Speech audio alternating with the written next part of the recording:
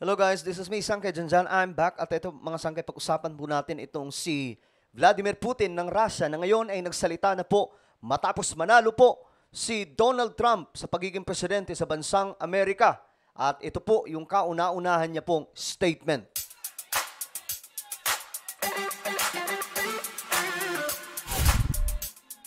Hello, what's up mga Sangkay? I'm back. At ito, pandagdigang balita po tayo. Anyway, bago tayo magsimula, kung ikaw ay isang solid sangkay, mag-comment ka po sa ibaba ng hashtag solid sangkay kasama po ang inyong mga lugar para makilala ka rin po ng iba pang mga solid sangkay na lagi pong andito at nag-aantabay sa ating mga content na inilalabas. Sa mga hindi pa po nakakapag-subscribe dito sa ating channel, ayan po, tayo po ay 1.33 million subscribers na at ilang tulog na lang. Mararating na po natin ang 1.4 million subscribers. Kaya kung ikaw ay hindi pa po nakakapag-subscribe, ano pang hinihintay mo? Click the subscribe down below, click the bell, and click all. Alright? Sa mga nanonood po sa Facebook, follow nyo po yung ating Facebook page. Okay, this is very interesting. Si Vladimir Putin ay nagsalita na po, ayon po sa title mga sangkay ng isa pong balita, Donald Trump acted like a man. Ayon po kay Putin. Alam mo mga sangkay, sa dami po ng balita ngayon kay Donald Trump, may mga content po tayo na natatakpan. Pero, gagawan po natin sa mga susunod na araw. Kagaya po nung nangyari ngayon mga sangkay. Doon sa Saudi Arabia, alam niyo ba yung nangyari doon mga sangkay? Naku, may malaking balita ngayon na marami po ang natatakot na mga tao sa buong mundo, kahit po ang Pilipinas. Dahil for the first time, nangyari po ito doon sa Saudi. Pag-usapan po natin yan sa next vlog natin. Pero dito po muna tayo mga sangkay. Tutok po muna tayo dahil alam nyo, mga sangkay, to be honest, buong mundo po ngayon, mga sangkay, nahagulantang, pinag-uusapan po itong si Donald Trump. Hindi lamang po ang Pilipinas, kundi ang marami pa po mga bansa, kahit po ang mga superpower na mga bansa, kagaya po ng bansang Russia. Ngayon, itong si Vladimir Putin, finally, nagsalita na po tungkol nga po dito kay Donald Trump. So, tingnan po natin, siya ba ay natuwa? Ano ba ang reaksyon niya dito, mga sangkay? Because we know naman na itong Russia at Amerika ay hindi po magkasundo. Nag-aaway po yan sila, mga sangkay. Pagdating po sa geopolitics, talagang nagbabanggaan po itong Russia at bansang Amerika. So, tingnan po natin. Я, пользуясь случаем, хочу поздравить его с избранием на пост президента. Sabi po niya, kukunin ko na itong oportunidad na i-congratulate si Donald Trump sa halalan. Соединенных Штатов Америки. Я уже говорил, что мы будем работать с любым. To the post of the President of the United States of America, I have said already that we will be working with. Oy, sounds good, mga sangkay. Ayan po. Sinabi ko na daw to, sabi ni Putin, na makikipagtrabaho po siya. Главой государства, которому окажет доверие американский народ. Так будет. Any head of state who would be trusted by the American people. Makikipagtulungan daw po siya. Kahit sino pong mamumuno na pinagkatiwalaan nitong bansang Amerika.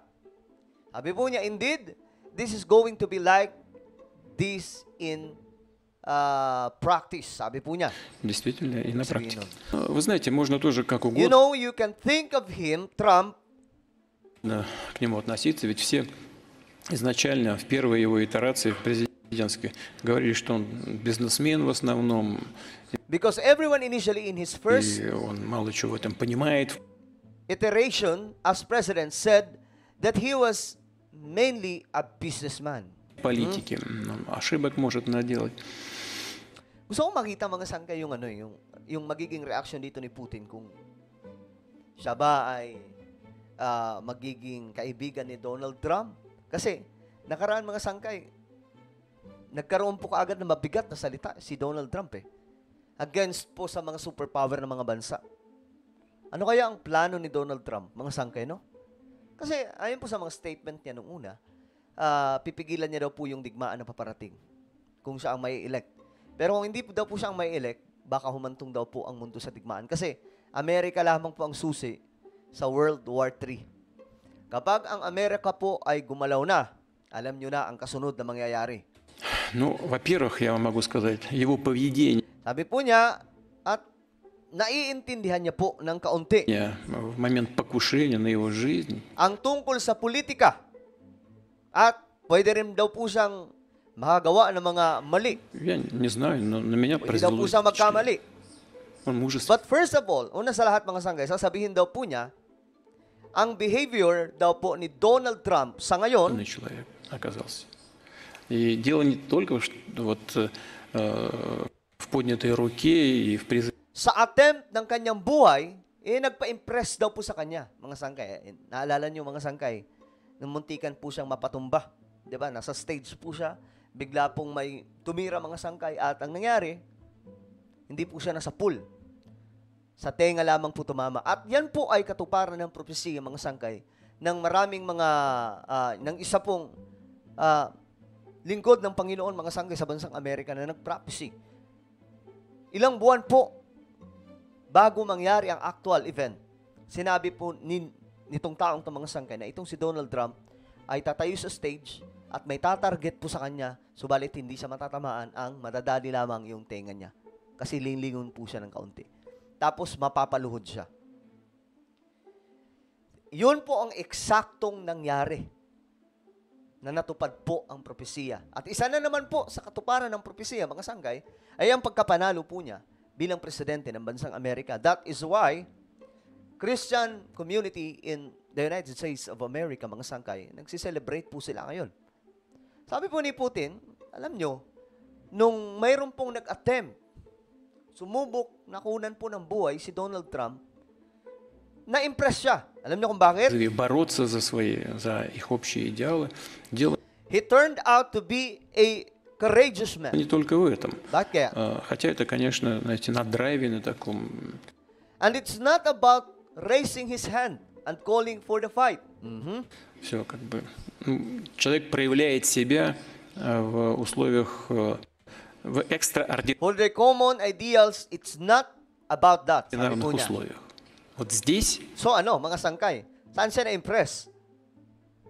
Although, of course, you know, it was done in the heat of the moment. человек проявляет себя, и он себя проявил, на мой взгляд, очень...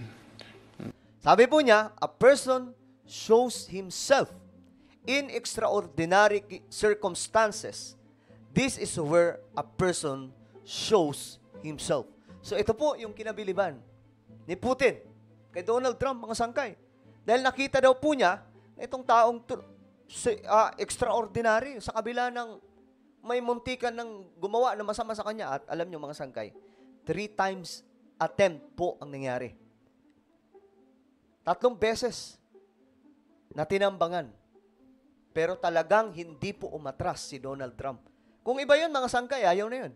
Hindi na ako tatakbo na, matatakot na. Pero si Donald Trump, tinuloy po niya. Kaya sabi po ni Putin, this is where a person shows himself. Правильным образом, мужественно. And he showed himself, in my opinion, in a very correct way, courageously like a man. So nakita po niya dito, mga sangkay, na si Donald Trump ay talagang matapang sa kabila po ng maraming gustong magpatumba sa kanya. Как мужчина. Уровень At regarding dyan, mga sangkay, alam niyo kung bakit gustong ipatumba si Donald Trump? Yung deep state, ayaw po siya maging presidente. Bakit? Kasi paulit-ulit niya pong nire-recognize si Jesus Christ. Ayaw na ayaw po nila niyan. Alam po natin yan, pag sinabing deep state, sila po yung kumokontrol sa gobyerno, sa ekonomiya ng Amerika, mga sangkay. Pero kapag may bumangga sa kanila na isang pangulo na magiging matigas sa bansang Amerika, dito magkakaalaman kung sino ang tunay na malakas. Tandaan po natin, yung mga attempt kay Donald Trump, hindi pa po dyan nagtatapos. Marami pa po. Dahil ang kakaharapin dito ni Donald Trump, yung mga makakapangyarihan na tao sa ilalim po ng gobyerno ng bansang Amerika. So ano po ang inyong opinion, mga sangkay? Kayo ba ay pabor sa sinabi po ni Vladimir Putin tungkol po kay Donald Trump? Mag-comment lamang po kasi sa ibaba. Meron po tayong isang YouTube channel at mamaya meron po tayong bagong upload dito. Hanapin niyo po ito sa YouTube. Nako, magaganda po yung content natin dito. Hindi po kayo mabuboard. Magugustuhan yung mga sangkay dahil karagdagan po itong kaalaman tungkol po sa mga propesiya ng Biblia na nangyayari po mismo sa ating panahon ngayon. So hanapin niyo po ito sa YouTube, then click the subscribe, click the bell, and click all. Ako na po ay magpapaalam mga sangkay, mag-iingat po ang lahat. God bless everyone.